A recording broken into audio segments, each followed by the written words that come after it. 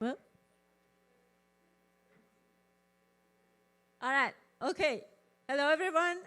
My name is Afsane Doryab. I'm from the University of Virginia.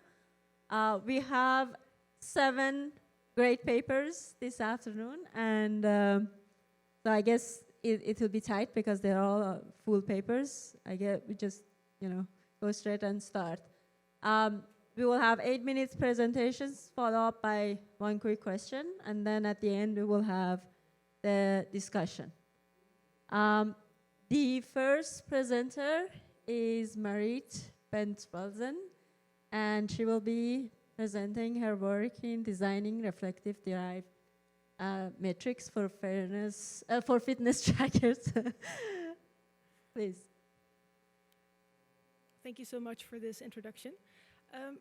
So fitness trackers have been commercially around for more than a decade now. With the earliest models, users could track measurements such as steps and heart rate. Yet in recent years, companies introduced more and more metrics that allow users to further quantify their health and well-being. Examples are stress scores and a body battery, and even last week, Garmin introduced 2 new metrics, an endurance score and a health score. These new kinds of scores indicate a shift from tracking simpler measurements to more complexly calculated scores, which we call derived metrics.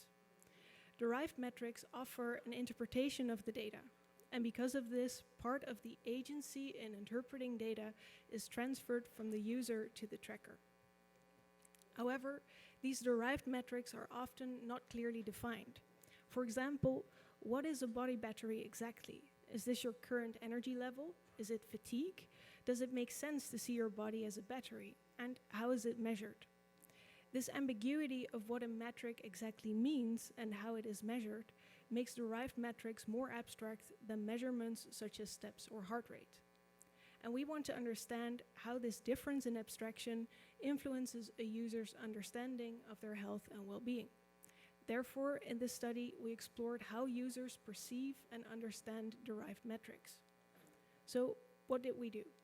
Well, we came up with a hypothetical derived metric, a health score.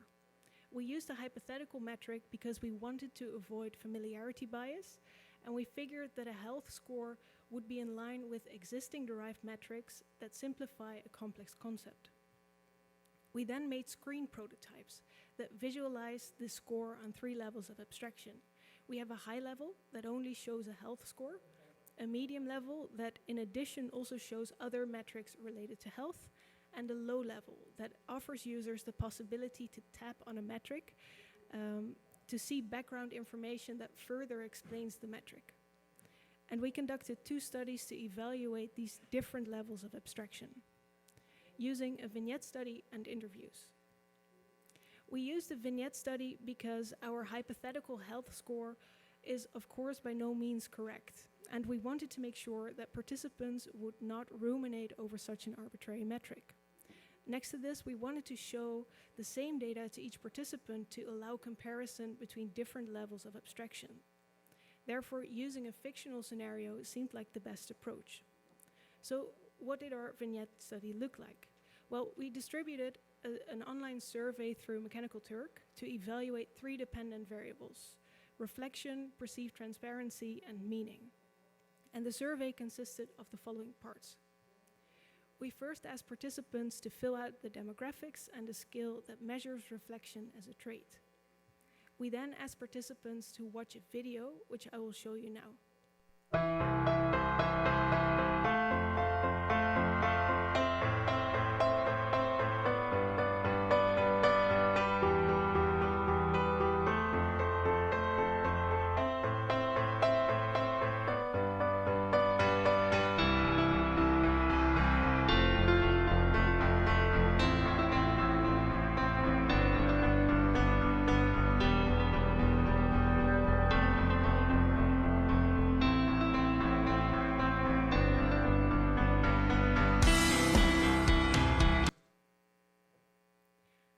After the video, we asked participants to imagine that they were Mark, so the guy from the video, and that they would see the following screen after opening the health app. Participants were presented with only one of the 3 conditions which we randomized. We then asked them to fill out the remainder of the survey from Mark's perspective, which consisted of skills for reflection, perceived transparency, and meaning. Through these skills, we wanted to evaluate if the information in the health app would lead to reflection, if the information was perceived to be transparent, and if participants considered the information to be meaningful. To further contextualize the results of the vignette, we conducted semi-structured interviews with 12 participants in a second study. So what were our findings? Overall, the high level of abstraction, so only showing the health score, scored significantly lower on all 3 dependent variables. The medium abstraction level scored highest for reflection and meaning, and the low abstraction level highest for transparency. However, the difference between these 2 conditions, so medium and low, was not significant for any of the dependent variables. Participants of the interview study offered some further explanations for the results of the vignette. When we just showed a health score to participants, they were bothered by the lack of transparency. They were puzzled about the metric and could not interpret it without knowing its definition or calculation. Without additional metrics such as sleep, steps, and stress, it was impossible for participants to interpret an abstract derived metrics such as health. Interestingly enough, this was also often the case for the body battery metric. Participants mentioned that the need for transparency differed per metric. Heart rate and steps were much more clear and understandable to participants than metrics such as stress, body battery, and health. How steps were derived from sensor data was never questioned, while participants were often questioning the way the device would measure stress and health. In general, participants appreciated the medium level of abstraction most. Seeing the other metrics allowed them to create a story about how the health score could be explained through the other metrics.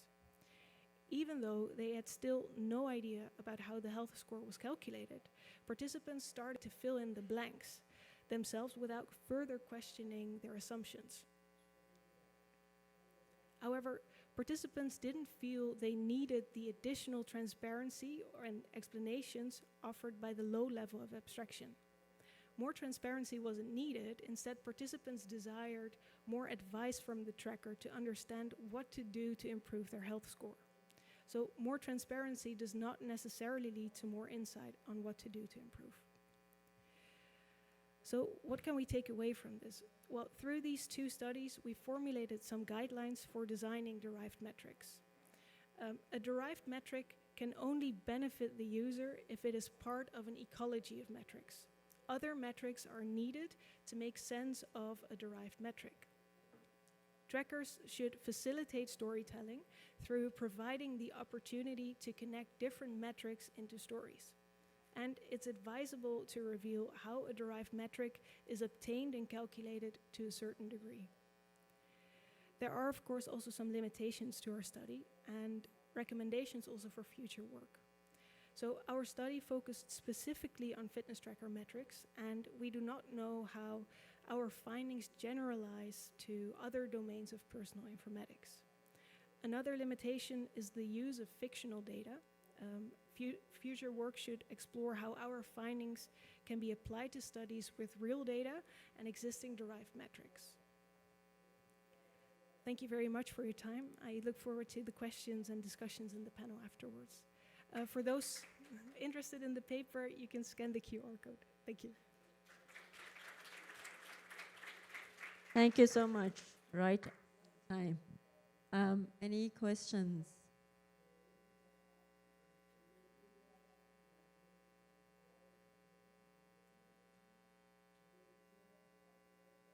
No question?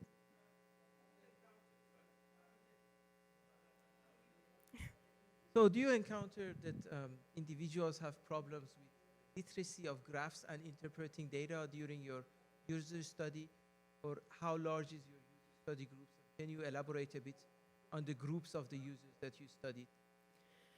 I think it's a great question. I think one of the limitations that I didn't mention was that well, as many personal informatics studies, we also had like the weird participants.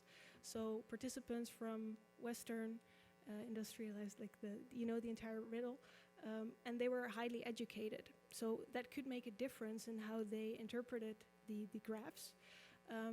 From the Mechanical Turk study, this is something that we don't know.